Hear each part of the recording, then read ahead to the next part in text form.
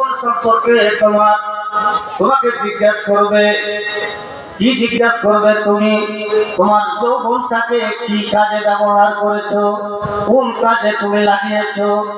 আল্লাহর নবী বলেছেন 10 বছর যখন বয়স হয়ে যাবে তোমার নামাজ কবুল হয়ে যাবে, তোমার নামাজ ফরজ হয়ে যাবে। কারণ 10 বছরের পরে যদি তুমি নামাজ যদি ছেড়ে দাও, তোমার নামাজ আর তোমার মানে গুনাহ ছাড়া তোমার নেকি দেওয়া হবে না। কারণ তোমার 10 বছরের নামাজ ফরজ হয়ে গেছে। কারণ সুতরাং তুমি যে নামাজ যদি ছেড়ে দাও, নামাজ ছাড়তে গেলে তোমার গুনাহ লেখা হবে। এবং আল্লাহ পাকের নবী বলছেন তুমি যতক্ষণ পর্যন্ত এই 5টা সওয়ালের জবাব না দিতে পারবে ততক্ষণ পর্যন্ত তোমাকে জান্নাতে দেওয়া হবে না। এমনকি কিয়ামতের মাঠে তোমাকে সরতে দেওয়া হবে না, লড়তে দেওয়া হবে না। কতক্ষণ পর্যন্ত দেওয়া হবে না? যতক্ষণ পর্যন্ত তুমি এই 5টা জিনিসের জবাব না দিতে পারবে। 5টা জিনিসের জবাব দিতে হবে। আচ্ছা, আল্লাহর কাছে সবচাইতে প্রিয় ইবাদত হচ্ছে যুবক বয়সে। যুবক বয়সে একটা কথা বলবো না, আমরা নারিকেল দেখেছি, ডাব দেখেছি, ডাব দেখেছি, এটা মাথা ঝুঁকাবেন তো। আচ্ছা, ডাবের দাম বেশি আপনার নারিকেল, যে ডাবটা পেকে যাওয়ার পরে ডাবটা যে নারিকেলটা যে বিক্রি করে, এই নারিকেলের দাম কত? নারিকেলের দাম কত? 20 টাকা।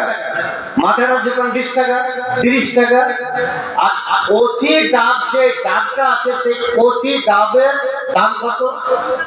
50 টাকা, 60 টাকা, 70 টাকা। আচ্ছা, ডাব থেকে আপনার নারিকেল হলো, এই নারিকেলের দাম কেন কমে গেল? এই নারিকেল মানুষ চাবাতে পারবে না, এর পানির স্বাদ নেই। আর ওই ডাবের পানি, যে কচি ডাবটা যে খাবে, সেটা মানুষের কাছে সবচাইতে প্রিয়, ভালো এবং শরীরের উপকার হবে। তার জন্য মানুষের কাছে পছন্দনীয় হলো সেই নারিকেলটা। সেরকম আল্লাহর কাছে আপনার ইবাদতটা হবে 10 বছর থেকে নিয়ে 15 বছর, 20 বছর, 30 বছর, 40 বছর পর্যন্ত আপনার কাছে, আল্লাহর কাছে ইবাদতটা যেমন মানুষের কাছে এই নারিকেলটা, এই ডাবটা গ্রহণযোগ্য, সবচাইতে পছন্দনীয়, আল্লাহর কাছে সবচাইতে পছন্দনীয় হলো এই ইবাদতটা। বয়স যখন হয়ে যাবে তখন নামাজ পড়তে যাব, নামাজ পড়তে যাব, একটা সুরা ঠিক হবে না, একটা দোয়া ঠিক হবে না। নামাজ পড়তে যাব, মাথায় কাছে আছে, রুকু করতে পারি না, সিজদা করতে পারি না। আপনি কিসের কারণে যাচ্ছেন? লোক দেখানোর কারণে যাচ্ছেন, যে আমাকে লোক দেখবে, আমি যদি নামাজ পড়তে না যাই, দুদিন পরে আমি মরবো, তো আমার জানাজা করতে যাবে না, এই তো ভয়। কিন্তু আল্লাহ বলছেন তোমরা আল্লাহকে ভয় করো। তো ভয় করবে কেমন করে? এবার আসো, তবে আপনাকে জবাব দিতে হবে। কি? আল্লাহ পাকের নবী সাল্লাল্লাহু আলাইহি ওয়াসাল্লাম বলতেন তোমার যৌবন সম্পর্কে তোমাকে জিজ্ঞাসা করা হবে, তোমার যৌবনটা কোন কাজে ব্যবহার করেছো।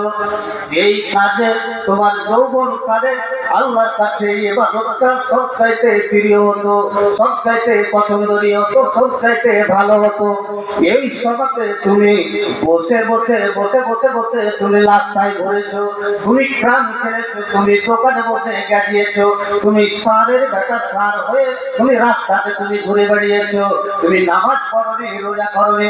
আল্লাহ পাকের নবী বলছেন এই 5টা জিনিসের জবাব না দিতে পারবে ততক্ষণ পর্যন্ত তোমাকে ওখান থেকে এক পাও সরতে দেওয়া হবে না, এক পাও সরতে দেওয়া হবে না। এবার আপনি কি করেছেন? আপনার 10 বছর যখন পেরিয়ে গেল, 11 বছর, 12 বছর, 15 বছর যখন হয়ে গেল, কি হলো? নবী সাল্লাল্লাহু আলাইহি ওয়াসাল্লাম বলবেন, আল্লাহ রাব্বুল আলামিন বলবেন, এ বান্দা বলবে এই যৌবন কালে তুই কি করেছিস এবং কোন কাজটা করেছিস, ভালো কোন কাজটা করেছিস।